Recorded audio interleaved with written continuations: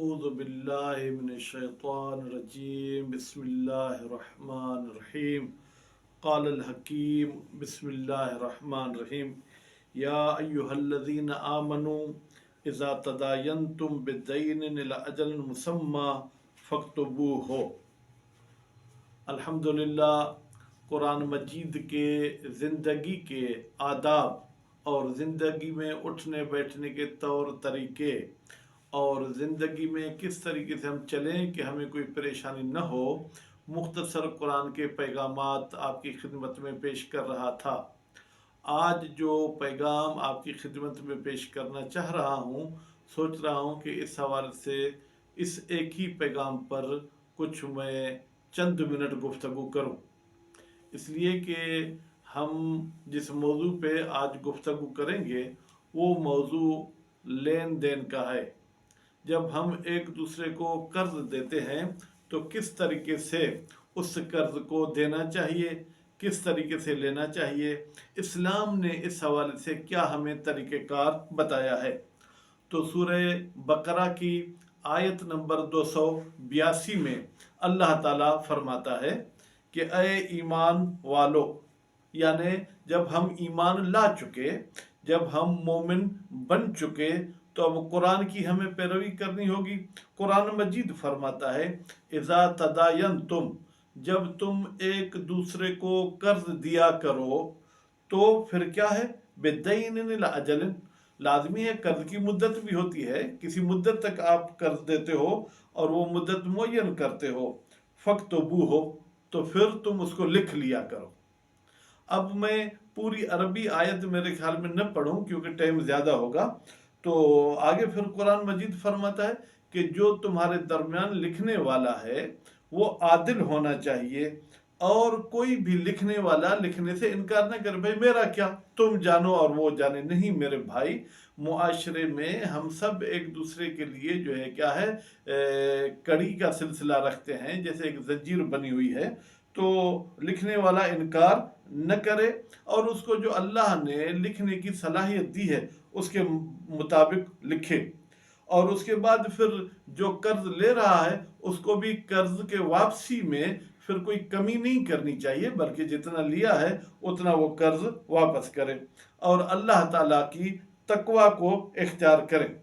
اس کے بعد پھر فرماتے ہیں کہ جو قرض لے رہا ہے اگر وہ کم عقل ہے، جسے سفیہ کہتے ہیں، یا وہ شخص ضعیف ہے، ضعیف کو بھی آپ کہہ سکتے ہیں کہ یعنی وہ زیادہ معاملے کو نہیں سمجھ سکتا، تو پھر وہ کیا کرے، یا وہ قرضہ کل ادا نہیں کر سکے گا، تو پھر اس کا ولی جو اس کا سرپرست ہے اس کو اس معاملے میں آنا چاہیے، اس کے سامنے اس کو قرض دیا جائے، اور پھر یہ ہے کہ دو مرد شاہد بھی ٹھہرائے جائیں کہ فلاں نے فلاں سے قرض لیا ہے۔ اگر دو مرد نہیں ہیں تو ایک مرد اور دو عورتیں جو ہے وہ گواہ ہونی چاہیے، البتہ گواہ ایسے ہوں جن سے آپ راضی ہوں۔ اس کے بعد پھر دو عورتوں کا سبب بتایا گیا کہ اگر ایک بھول جائے تو دوسری عورت اس کو یاد دلائے کہ ہاں فلاں دن اس نے ہمارے سامنے یہ قرض دیا تھا۔ پھر قرآن مجید فرماتا ہے کہ اگر کورٹ میں آپ کو بلایا جائے کہ آپ آ کر گواہی دیں تو آپ انکار نہیں کریں، بلکہ آپ کو گواہی کے لیے جانا ہے، چاہے وہ قرض کم ہو چاہے وہ زیادہ ہو، ہر حال میں۔ ہم تو عام طور پر کہتے ہیں بھائی 2 روپے ہے 200 ہے، اب اس کے لیے کیا ہم ایک دوسرے کو کہیں کہ لکھنا ہے یا نہیں لکھنا ہے، تو پھر فرماتے ہیں کہ یہ چیز آپ کی جو ہے کیا ہے، آپ کو پریشان نہ کرے بلکہ آپ کو گواہی دینی ہے۔ اس کے بعد پھر فرماتے ہیں کہ اگر آپ تجارت کرنا چاہتے ہیں جو آپ کے بالکل آمنے سامنے ہے، میں ایک چیز لے کر آیا بیچنا چاہتا ہوں، آپ خریدنا چاہتے ہیں، تو پھر اس کو لکھنے کے لیے ضروری نہیں ہے، لیکن پھر بھی بیچنے اور خریدنے کے لیے آپ کو گواہوں کو جو ہے کیا ہے وہ رکھنا ہوگا۔ اور اس کے بعد پھر فرماتے ہیں کہ جب بھی لکھنے والا ہے یا گواہی دینے والا ہے تو اس کو کوئی نقصان نہیں پہنچنا چاہیے۔ اللہ تعالیٰ فرماتا ہے کہ اگر یہ تم نقصان کی بات کرو گے، گواہ کو ڈراؤ گے، دھمکاؤ گے، لکھنے والے کو، تو یہ فسق اور فجور ہے، اور اللہ تعالیٰ سے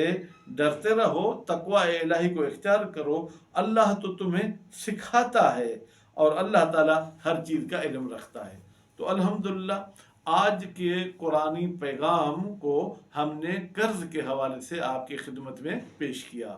کسی حدیث میں بھی میں نے پڑھا ہے کہ کچھ ایسے بندے ہیں جو کسی دوسرے کو اگر بد دعا کریں تو ان کی بد دعا کوئی اثر نہیں کرے گی۔ ان میں سے ایک وہ شخص ہے جو کسی کو قرض دیتا ہے لیکن اس کی وہ تحریر نہیں کرتا